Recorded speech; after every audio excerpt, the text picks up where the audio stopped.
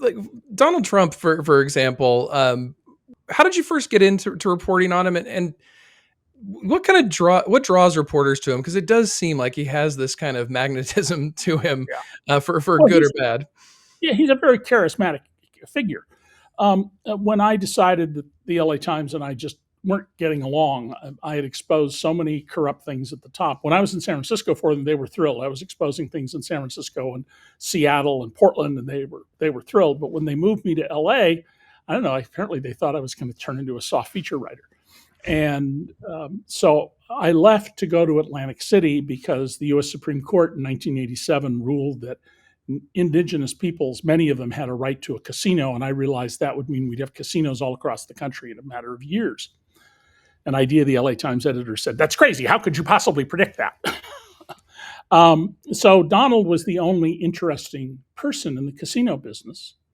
I met him in June of 1988 for a shake hands and say hello, and then just about 37 years, 2 weeks ago, I sat down with him for about a 90-minute interview. And while preparing for that interview, his own guys had told me he was completely incompetent. He knew nothing about the casino business. He was ruining the business through his idiocy. And I'm like, the man owns 2 casinos. How could he possibly not know the business? That doesn't make sense. But with the connivance of some of his executives, I wrote down 4 questions, all of which were about gambling and all of which had a falsehood in them. They were premised on a falsehood. And when we sat down, I just dropped these into the interview. And in each case, he ran with it.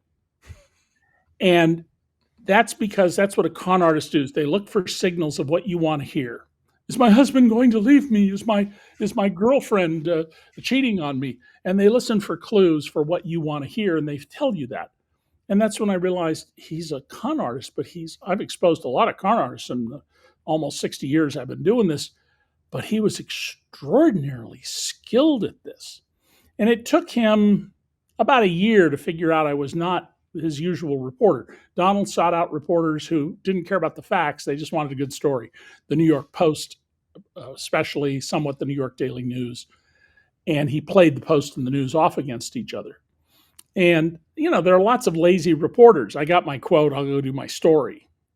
He's not used to people who would then say, oh, and they'd go to the government files and spend all day, as I would, to find out and show that, no, that's not true.